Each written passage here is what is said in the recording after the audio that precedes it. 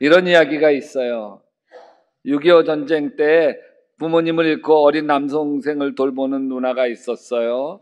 이 누나는 남동생 뒷바라지를 위해서 시집가는 것을 포기하고 평생을 희생을 했습니다. 남동생도 누나 그러지 마. 왜 누나 인생을 희생해? 에? 아무리 말려도 이 누나는 씩 웃을 뿐이었습니다. 주변 사람도 좀 지나친 거 아니냐고 했지만 막무가내였습니다. 이 누나에게는 오직 남동생밖에는 없었습니다. 이 누나가 세상 떠나기 전에 그 이유를 고백했대요. 자기가 사춘기 시절 수술을 위해서 수혈을 받을 필요가 있었는데 특이한 혈액형이어서 피를 구하기 어려웠답니다. 마침 어린 남동생이 같은 혈액형이어서 자원을 하게 되었어요. 근데 수혈이 다 끝난 후 이 남동생이 입원실에서 의사 선생님에게 아주 뜻밖의 말을 하더랍니다. 의사 선생님, 저는 이제 언제 죽게 되나요? 이 어린 남동생은 누나에게 자기 피를 뽑아주면 자신은 죽는다고 생각한 모양입니다. 누나를 위해 자신은 죽기를 결심하고 수혈해 준 것이었습니다. 이 이야기를 후에 전해 듣고 이 누이는 그때 하나님께 이런 기도를 했다고 합니다. 하나님, 저는 평생을 제 동생을 위해서 살겠습니다. 이 동생의 마음이 눈물겨웠던 거였죠. 이 어린 남동생 마음을 보면 예수님의 십자가를 닮았어요. 누나를 살리기 위해서 자신의 피를 뽑아줍니다. 자신이 죽어도 누나가 살아나면 되는 거였습니다. 십자가를 닮은 동생의 마음은 이 누나에게 평생 지울 수 없는 감동이 된 것이죠. 자, 여러분에게 십자가는 무엇인가요? 네덜란드의 화가인 렘브란트는 많은 성화를 2000년 작품 중에 절반이 성화를 그렸습니다. 렘브란트는 예수님이 십자가에 못 박히는 장면을 화폭에 담게 되었는데 먼저 예수님을 그린 다음에 그 다음에 예수님을 죽이라고 소리치며 십자가에 못 박으라고 아우성치는 주변의 군중들을 그렸습니다. 근데 그 군중들을 그리다가 문득 그 군중 사이에 자기 자신이 있는 것, 예수님을 비난하고 예수님을 조롱하고 이러는 사이에 자기 자신이 있는 것, 교회를 비난하고 교회를 욕하는 그 사이에 자기 자신이 있는 것, 이런 것들을 문득 깨달아져서 그래서 그 군중의 한 사람으로 자기 얼굴을 그렸습니다. 이 군중 가운데 내가 있구나. 내가 바로 예수님을 십자가에 못 박으라고 소리치고 비난했던 그 사람들 중에 하나구나. 그것을 그림으로 표현한 것이었습니다. 그러고 나서 그는 자기 얼굴을 그려놓고 하나님께 무릎을 꿇고 기도했다고 합니다. 하나님, 내가 예수 그리스도를 못 박는 사람입니다. 내가 예수 그리스도를 못 박는 이 무리들과 한패가 되어 있습니다. 이렇게 기도하는 순간 렘브란트의 마음에 걷잡을 수 없는 슬픔이 밀려왔고 대성통곡을 하며 펑펑 울었다고 합니다. 이 렘브란트에게 십자가란 자기의 허물과 죄였습니다. 내가 예수님을 십자가에 못 박은 사람이라고 십자가로 자기를 고백하고 있는 거죠. 여러분에게 십자가는 무엇입니까? 여러분에게. 예수님은 이렇게 말씀을 하십니다. 누구든지 나를 따라오려거든 자기를 부인하고 자기의 십자가를 지고 나를 따를 것이니라. 이 말씀을 묵상해 보면 예수님의 십자가뿐만 아니라 내가 짊어지고 가는 십자가도 그 십자가에 보입니다. 저는 제 인생에 짐이 참 많았습니다. 견뎌내야 할 고난이 참 많았습니다. 초등학교 5학년 때 제가 장남인데 저 밑에 동생 3명을 조르르 앉혀놓고 말씀하셨습니다. 아들아, 나는 너희들을 고등학교까지 가르치지 못한다. 대학은 너희들이 알아서 가라. 초등학교 5학년 나이에 뭔가 묵직한 멍에가 어린 제 어깨 위에 짊어진 느낌이 있었어요. 그 뒤로 제 인생은 멍에를 메고 가는 소였습니다. 가난도 멍해였고 개척교회도 멍해였고 동생들도 병든 어머니도 치매 아버지도 일찍 죽은 동생 조카도 저에게는 보이던 보이지 않던 멍해였습니다. 내가 감당해야 할 인생의 짐들은 내게 다 십자가였습니다. 왜 내 인생에 왜 이리 십자가가 많을까? 한숨을 쉬다가 문득 깨달아졌습니다. 난 내 인생의 이 짐들을 내 인생의 불행이라고 생각하지 않고 십자가라고 생각하고 있구나. 저는 제 인생의 고난을 한 번도 불행이나 저주라고 생각해 본 적이 없더라고요. 내 자신의 불행을 저주라고 생각했다고 한다면 벗어버리려고만 했을 거예요. 저주라고 생각했다면 왜 내 인생이 이 모양이냐고 남을 탓하고 원망하고 내 인생을 한탄하며 나 자신이 파멸의 길을 걸어갔을 거예요. 감사하게도 저는 불행을 저주라고 생각해 본 적이 없어요. 내 인생의 짐들을 운명이라고 한탄해 본 적이 없어요. 당연히 그것을 십자가로 받아들였습니다. 제가 겪는 고난, 짊어지고 가야 할 짐들을 십자가로 받아들이면서 내 자신을 그 십자가 안에서 깨뜨려 가기 시작을 했습니다. 여러분, 우리가 겪는 불행이 저주가 아닙니다. 아멘. 우리가 겪는 고난이 저주가 아니라고요. 내 인생의 질병, 장애, 가난, 갈등, 실패, 저주가 아닙니다. 다 십자가예요. 이 십자가는 나 자신의 허영과 욕심을 깨뜨리기 시작했습니다. 이 십자가는 내 아집과 욕망도 깨뜨려가기 시작했습니다. 내 인생의 짐들이 저를 빚어가는 하나님의 손길이 되었고 내 인생에 짊어져야 할 그 무거운 멍에와 같은 짐들이 없었더라면 지금의 나도 없습니다. 여러분에게 십자가는 무엇입니까? 여러분, 신앙의 모든 은혜와 감사와 축복은 다 십자가에서 흐릅니다. 십자가에서 구원이 시작되었습니다. 예수님은 우리의 모든 허물과 죄를 십자가에서 다시 짊어지셨습니다. 대신 짊어지셨습니다.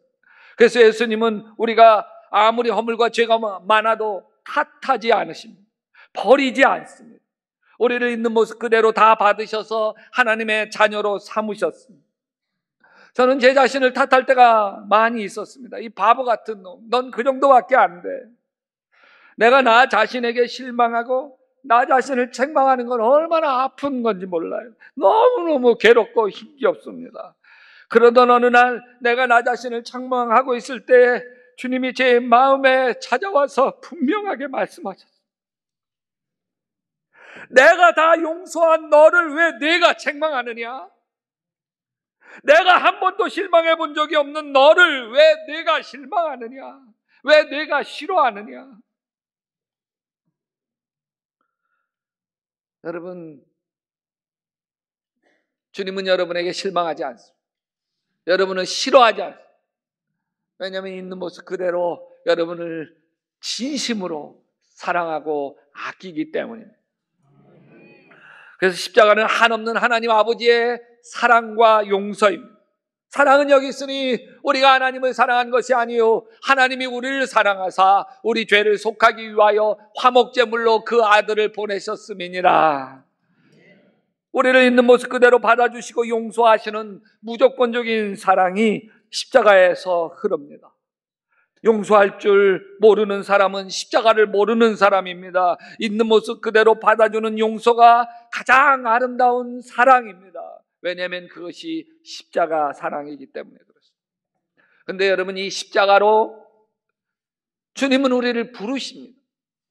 누구든지 나를 따라오려거든 자기를 부인하고 자기 십자가를 지고 나를 따를 것이니라. 주님이 이렇게 이야기해요. 내가 십자가를 진 것처럼 너도 십자가를 지고 나를 따라오너라. 내가 십자가의 길을 걸어간 것처럼 너도 십자가의 길을 따라오너라. 어느 날 베드로가 예수님에게 대단히 혼인한 일이 있습니다. 베드로가 예수님에게 함부로 해서 혼난 게 아니에요. 예수님을 위해서 한 말이었는데도 예수님에게로부터 가장 험한 말을 듣습니다. 사단아, 내 뒤로 물러가라. 내가 하나님의 일은 생각하지 아니하고 도리어 사람의 일을 생각하는도다. 베드로 보고 예수님이 이 마귀 자식아 그런 거예요. 예수님이 예루살렘에 올라가서 많은 고난을 당하신 뒤에 십자가에 처형당해야 한다는 걸 말씀하시니까 그것을 듣던 베드로가 예수님을 붙들고 주님 안 됩니다. 절대로 그런 일이 주님께 일어나서는 아니 되옵니다. 주님을 위해서 한 말이었는데 아주 대통 혼이 났습니다. 왜 그러셨나요? 십자가는 하나님의 일이에요. 십자가가 아니면 다 사람의 일인 거예요. 교회 일을 해도 십자가가 아니면 하나님의 일이 아닙니다. 아무리 교회 일을 마음이 해도 자신을 깨뜨려가는 십자가로 하지 않으면 다 자기 일, 제 일이지 하나님이 아닙니다. 집안일을 해도 자기를 깨뜨리면 하나님의 일이 되더라고요. 저는 그걸 우리 아버지로부터 봤어요. 저희 아버님이 충청도 양반이에요. 절대로 부엌에 들어가서 손에 물 하나 묻히지 않았어요. 사내가 할 일이 아니라는 거예요. 그리고 대단히 사신 것도 아니었는데 그러시더니 엠마오 가는 길 같은 영성훈련을 3박 4일간 받고 오셨어요. 은혜 받고 와서 집에서 맨 먼저 하신 일이 설거지하는 일이었어요. 그걸 보시고 저희 어머님이 우시더라고요. 하나님 감사하다고. 저희 아버지께서 자신의 자존심을 십자가에 깨뜨리니까 설거지하니까 저희 어머님이 은혜를 받아서 우시더라고요. 집안일을 해도 나를 깨뜨리면 십자가의 길을 걸어가는 것이구나. 그러면 주위에 많은 사람들이 은혜를 받는 거구나. 교회를 하더라도 자기를 깨뜨리는 길을 걸어가지 아니하면 그러면 내 일이지. 하나님의 일이 아니구나. 모든 하나님의 일은 십자가만이 하나님의 일입니다. 십자가 아닌 건 사람의 일이에요. 다 가짜예요. 예수님의 십자가는 그래서 우리의 옛사람을 십자가에 못 박습니다. 내가 그리스도와 함께 십자가에 못 박혔나니 그런즉 이제는 내가 사는 것이 아니요 오직 내 안에 그리스도께서 사신 것이라. 갈라디아서 5장 24절 같이 합시다. 그리스도 예수의 사람들은 육체와 함께 그 정욕과 탐심을 어디에? 십자가에 못 박았느니라. 십자가는 우리 안에서 우리를 괴롭혀 왔던 모든 것들을 깨뜨립니다. 내 고집, 내 아집, 내 욕심, 내 시기심, 열등감 다 깨뜨립니다. 이것이 십자가의 영성입니다. 브라질 휴마이타 교도소를 이건 나라에서 운영하고 있었습니다. 근데 이 교도소 재범률이 75%였대요. 그러니까 만기 출소해가지고 나간 사람이 100사람이라면 다시 죄 짓고 들어오는 인간 75명이나 된다는 거예요. 그러니까 교도소가 죄수들을 가두고만 있을 뿐 죄수들이 더 이상 사회 나가서 죄 짓지 않도록 순화시키는 데 실패하는 거예요. 그래서 나라에서 이 교도소 운영을 기독교에게 맡겼어요. 1984년부터 브라질 교도 선교 협의회가 이 교도소를 운영하기 시작했어요. 재소자가 이 교도소에 처음 도착하게 되면 자원봉사자가 그의 손목에서 수갑을 풀어주면서 이 교도소에서 당신의 마음은 사랑이라는 이름의 수갑에 채워지고 당신을 감시하는 사람은 오직 예수님이십니다 라고 말해준다고 합니다. 그리고 그 수갑은 다시 채우지 않습니다. 교도소 내부 벽마다 성경 구절을 써 놓아서 재소자들이 회개하고 뉘우칠 수 있게 돕고 있습니다. 예배당이 있어서 재소자들이 언제든지 들어와 기도하고 묵상할 수 있도록 분위기를 꾸며 놓았습니다. 이 교도소의 재소자들은 죄수복을 입지도 않았습니다.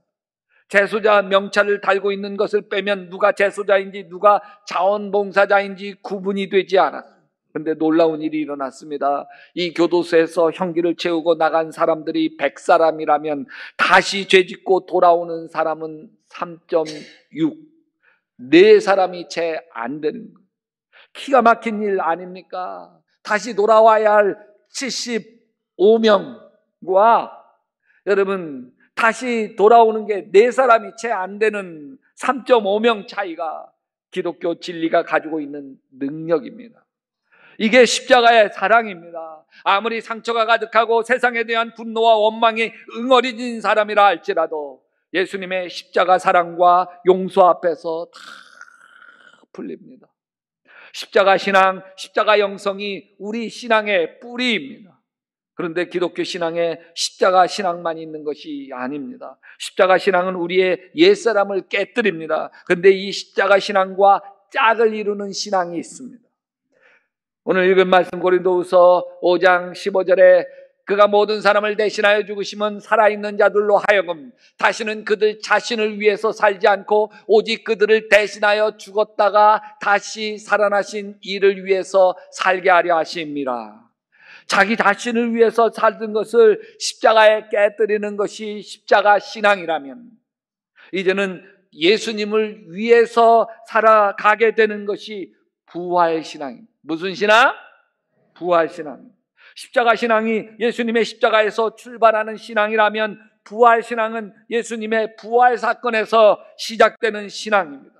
부활 신앙이 놀라운 것은 부활하신 것을 만나는 사람들이 놀랍게 변화된다고 하는데 부활 신앙의 능력입니다.